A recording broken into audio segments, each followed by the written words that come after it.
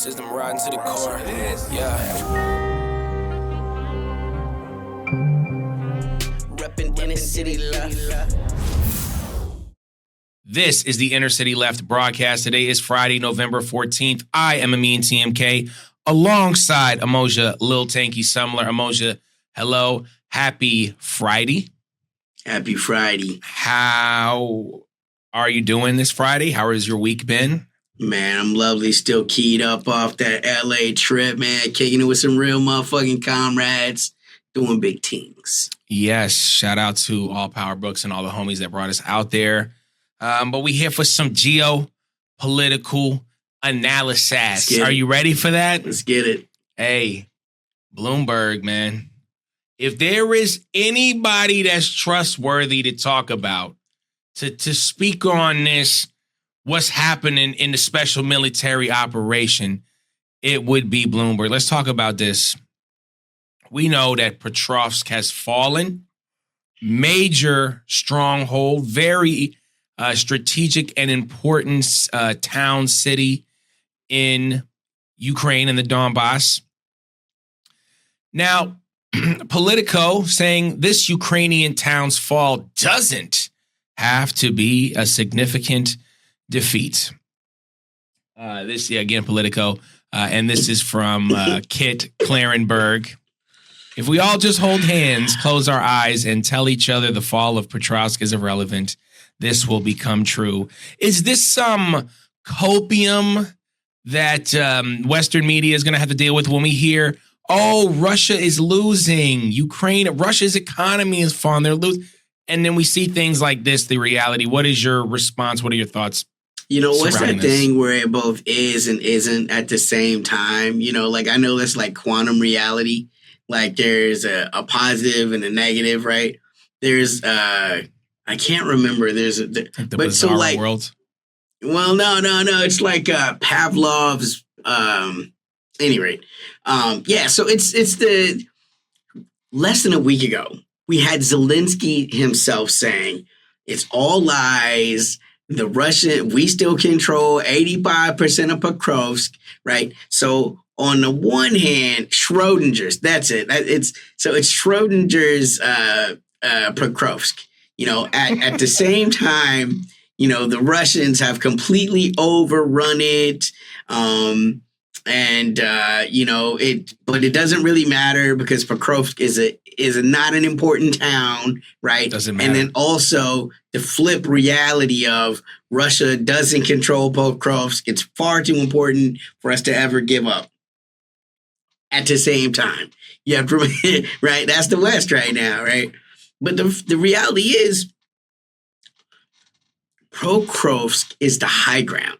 Okay, so that is the key for them, for the military, the Russian, whoever's military controls that, you know, just like Avdiivka, right? These are the high grounds out there. So the military that controls the high ground, you control the FPV drones, you control the artillery firing solutions, you control what can and cannot come into an area by way of logistics. These are the things that make sure battles are won or lost before the battle ever happens. This is why Pokrovsk was lost before it began. They didn't even try to take Pokrovsk until they took Avdiivka.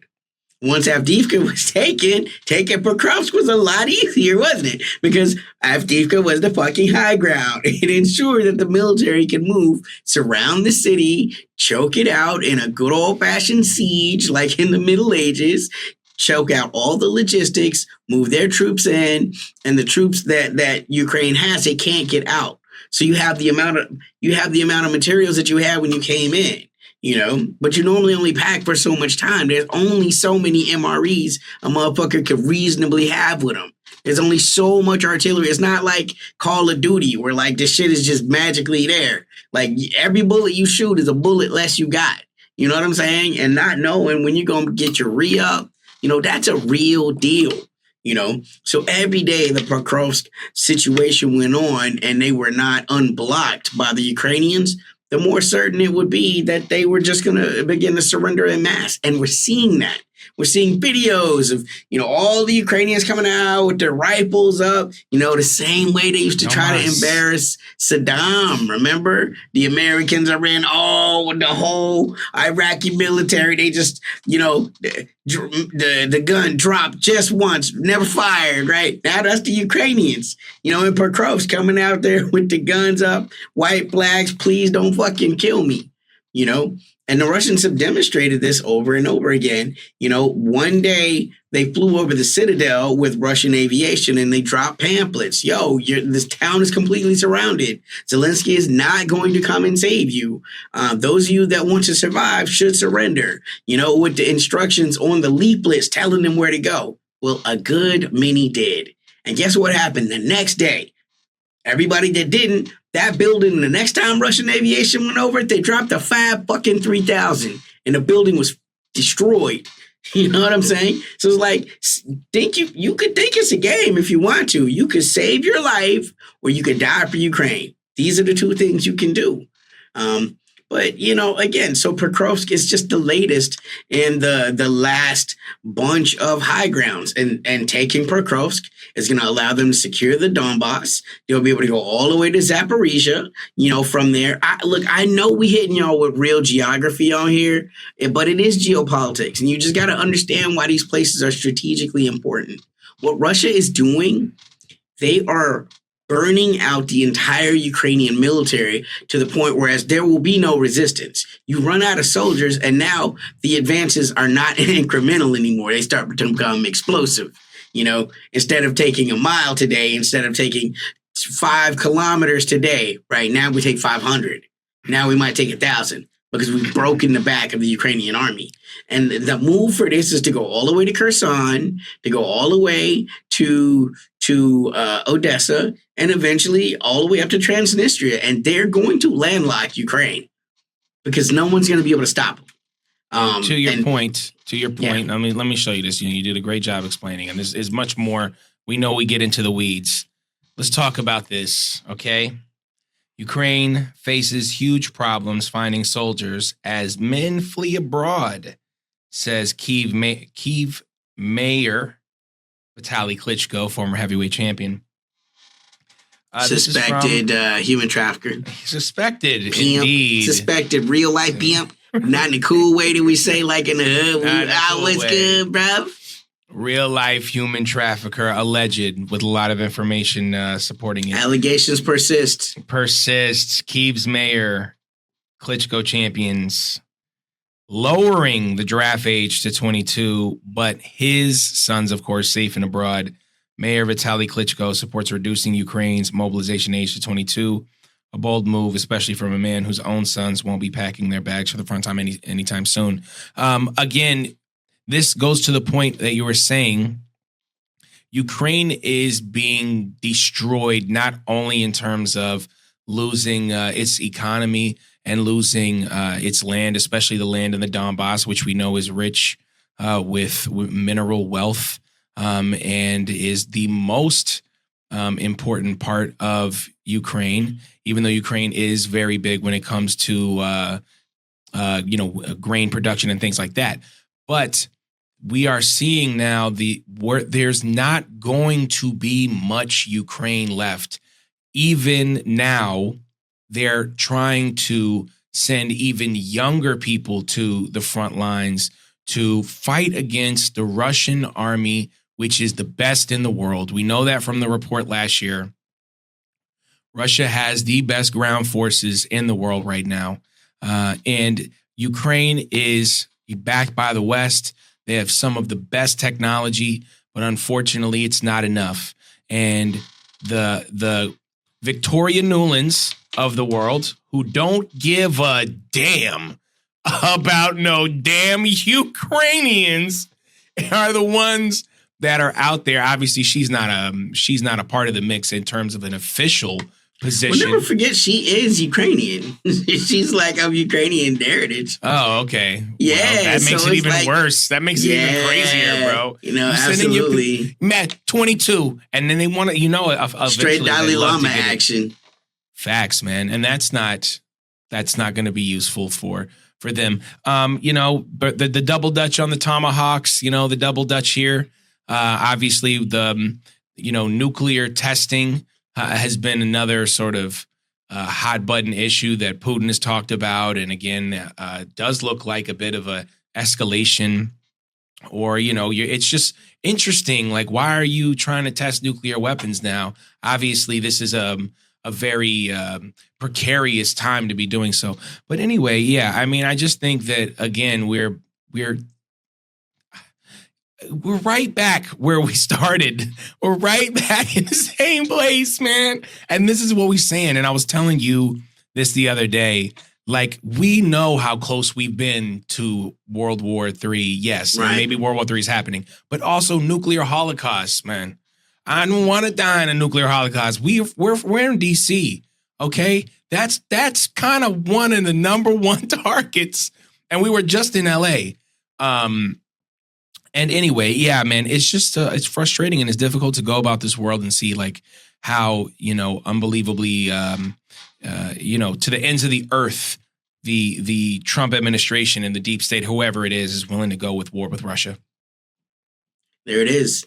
I mean, one way or the other, this is going to resolve. The reason why we talk about these things is because they will have impacts, right? A question I get asked a lot is what happened to Russia? Doesn't exist anymore. It became a whole lot of other countries, and this is how shit like that happens. Whereas Ukraine, without access to the sea, is not a very, it's not a very relevant country. What makes it relevant is that it had great ability to have very fertile lands, which now pretty much those are mostly under the Russian umbrella, right? And then access to move them. So from a logistics point of view, they could grow a lot of products and move them all out to the world. Well, you can't move them now. You don't have a power grid, okay? And you no longer have access to the ships and the ocean, and so, I mean, they won't. This is to me, this is when the Russians will stop, right? The whole, Russia, they want to take over all of Europe. I don't think they have any interest in that. But I think they will leave Ukraine a failed rump state. And, that will have impact. Don't they have like a huge gap to even keep the government running? Like they need like a $40 billion gap to keep the government running. So it's already collapsing and it's already at the end. And I just want to say this before whatever you're about to say. I just want to say that's where your money went. If you wondering where your Medicare is, you wonder where your student loan relief is, if you're wondering what your affordable housing is, where your reparations are, well, it's over there in Ukraine. Because we can joke about the $40 billion that the government gave to Milei in Argentina, but that's penny change compared to what Ukraine has gotten. Ukraine has got hundreds of billions, up to $500 billion in assistance just from the Americans. The Europeans have added at probably another $200 to $300 billion, and they're still leveraging $300 billion in Russian assets that they're threatening to take, right? Which will plunge the economic system at large into huge chaos. But it all goes back to the money, right? And you're getting little bitty signs that they're tired of Zelensky. You can steal the money and win, right? You can't lose and also steal the money. He's losing. So now they have to look at it. Like all of a sudden it's like, maybe if only the corruption was less, we could have bought more tanks or meanwhile, you got members of Zelensky's inner circle fleeing their country, literally going to Israel, some of them getting arrested in Ukraine, and don't forget, there was a famous crypto billionaire in Russia that recently had an accident, right? So like all of the signs are, probably connections helping launder Ukrainian money, or maybe it was just a freak accident. Who knows? Could be. Conspiracy theory is unworthy science. All good points. And of course, we're going to keep you up to date on everything going on in the Donbass and everything going on with America and Russia. Let us pivot because, there was this talk of, aren't you guys happy? Aren't you happy there's a ceasefire in Gaza? Aren't you? Come on, man. We did everything we could. We got the ceasefire. It's peacetime. It's peacetime. Okay. Let's take a look at this if you don't mind. I want to take a gander. Let's go ahead and remove this guy. So this is from Quds Network News Network. Rainwater flooded the tents of displaced families in Gaza amid the Israeli occupation continued failure to uphold its commitments to relief and reconstruction across the Strip. As you can see, people are living in tents. There is no reconstruction going on. And there is massive flooding going on in the Levant right now. And you know what happens when you are in a tent and there's water in there. It's a lot of illnesses that can come from that. And again, this is a part of the G-side, the Holocaust that is being, brought upon the people in Gaza. There's more, obviously, surrounding this West Bank.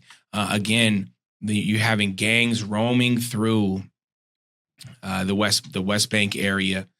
You're having people being kidnapped. Again, we talk. They get to say detained or they get to say arrested, but really it is kidnapped. There was just a 14-year-old boy with autism who was detained. And again, I just want to just bring to everyone's attention. I know that doesn't need to happen. I'm sure our listeners are fully aware. But the Holocaust continues, and you can see now the warfare isn't always just bombs, even though bombs were still dropping. But it can be no houses for you, no aid for you. Rain is coming in. There is no clean water. Just your thoughts on that and sort of this idea of a ceasefire and sort of the current conditions in Palestine now. Remember, as the rules exist, right, it's illegal for Palestinians to even capture rainwater because rain belongs to Israel. And this is a real law. It's not me being funny, because who would think of something like this, right? It goes to show you the level of occupation that exists. When these people have literally commodified rain, water in the sky that hasn't even fallen yet, okay? We're not talking about like, oh, we're doing the water processing and this water is coming from the River Jordan, it's in Israel, or, anything like that. No, literally, you're talking about the rain from the sky. You have to have a permit from Israel to collect. There is no infrastructure. All of Gaza has been bombed. There are no places, you know what I'm saying? So now when the water falls, there's no grass to absorb it. There are no trees to absorb it.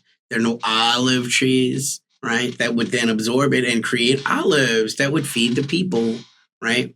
The way that the natural ecosystem of Palestine is just set up. All of that has been uprooted, no pun intended.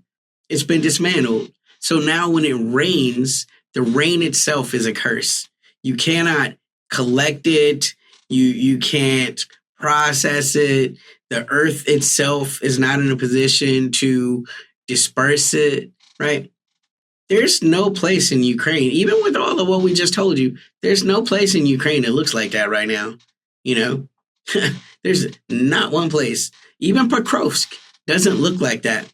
Even with Russia dropping 3,000 3,000 pound, 3,000 kilo bombs, right? The Fab 3000s.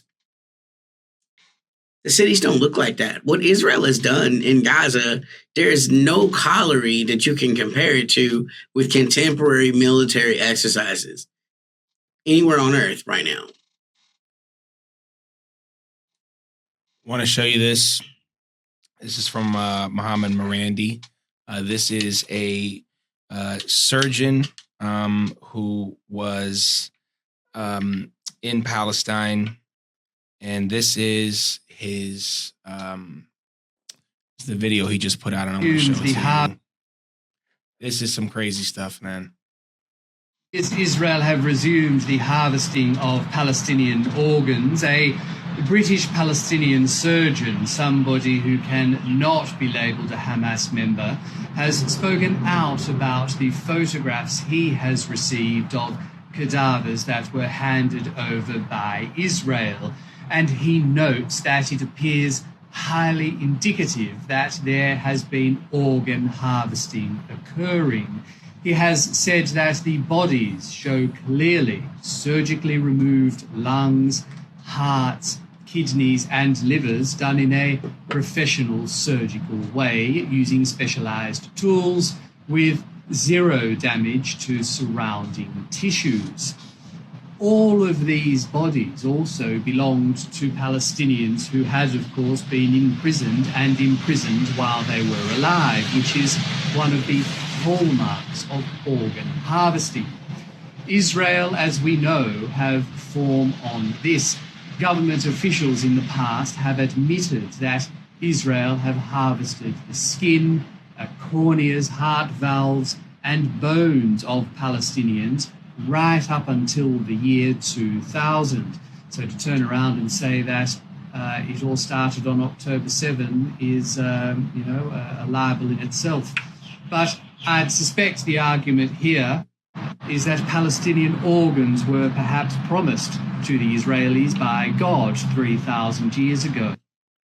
All right. So as you can see now, again, I don't know how much you want to believe in that, but there is evidence showing that. We know there has been dead Israeli IDF members where they extract semen from the actual, dead. But I mean, it just goes to kind of this idea of like what is about to be uncovered as we move through like what happened and continues to happen in the Holocaust in Gaza. I mean, just like what's your reaction and sort of what is sort of the history of Israel when it comes to these type of actions? And just in general, what are your thoughts on this type of stuff? So first off, I have to say it's just incredibly ghoulish. But the second thing I would say is this is nothing new from the West. These practices, they go back to enslavement times in the United States of America. Never forget that George Washington extracted teeth from his human trafficked Africans, right? The black people that worked his plantations, he would extract their teeth to put into his own mouth for his teeth that had fallen. You know what I'm saying? This is just par for the course for the neo-colonial mindset. Like, these people are not human except for when it comes to their organs, right? Like, that's their value for you. It's like the Matrix. Like, you're literally living just to be harvested at some given time. And when you consider the nature of like how easy it is to be arrested as a Palestinian in Israel, like without exaggeration, it was against the law to celebrate when these people were released from prison. Right. So you could be arrested and sent to these Israeli prisons where these things are happening for celebrating someone coming out of prison. You know, you hear these numbers about Palestinians that are imprisoned in Israel and you're like, these are hardened criminals. OK, like, so first off, even if it is a hardened criminal, how can the world condone something like this where we talk about consent culture all the time? I don't consent as a prisoner for you to harvest my lungs, or if I die under dubious circumstances, you're going to harvest my heart, right? These people literally just become human vessels for rich donors. This is, and I think one of the most ironic things about it is there is a huge conversation in Orthodoxy as to whether or not organ transplant is even kosher, because it's impossible to do organ transplant without blood products, right? And in Orthodoxy, this is just one of the biggest blasphemies, right? Anything dealing with blood, right? Because the blood is the life. This is a fundamental Hebrew concept. Except for when, oh my God, I'm worth 17 billion and I need that heart. Then everybody's Dick Cheney. All of a sudden, all that orthodoxy gone out the window. Oh, I need these lungs. All of a sudden, you see what I'm saying? So that's one of the greatest ironies as it relates to any of these things, but as ghoulish as this is, it is par for the course in how the West has conducted themselves as masters over oppressed people historically for at least the last 500 years. This is just the latest iteration of it, and we're able to get people to speak about it on the record.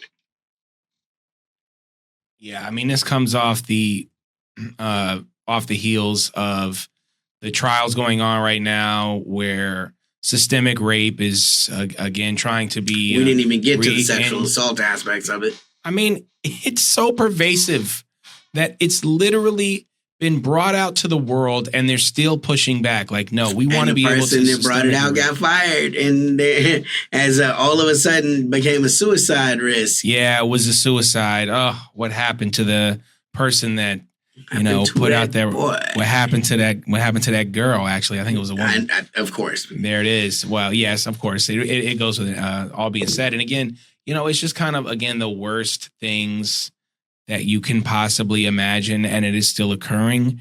And let's acknowledge news on Palestine has fallen out.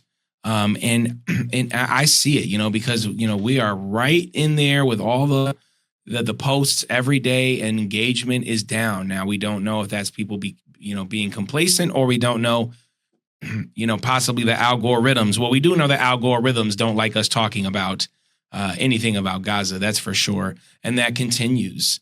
And it's difficult to see, and it's difficult to watch. And it's important for us to remember that, the G side is still happening. And, no one has been brought to justice in regards to that. Those are my thoughts. Let's give a shout out to our podcast listeners.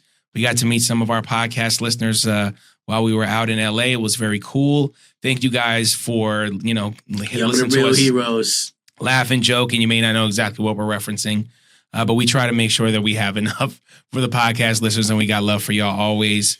Fables, Foibles, Other American Sins at innercityleft.com. It's in the description. Go ahead and pick it up if you want to hear some poetry. Amin TMK, Lil Tanky, wherever you find music. Patreon.com/innercityleft. Be a part of what we doing. We're not going to stop. Thoughts, feelings, anything I missed. Tanky, anything we missed? What are your final feelings? We've never been closer to the Venezuela engagement, so keep your head on a swivel on that. Now that we have, I believe, the Gerald Ford carrier group there, the naval forces are at least deeply bolstered. And we have a scandal in Washington where the Democrats have slow rolled and sexy teased little Epstein. So there is an incentive as much as ever for the president to give the news a different story. Venezuela is a different story. And in these slight ways too, also, by the way, it shows the complicity for the Democrats as it relates to their because they understand what they understand that Trump is a simple man. They understand what embarrassing him is going to do. And so in a way, it prods him to action.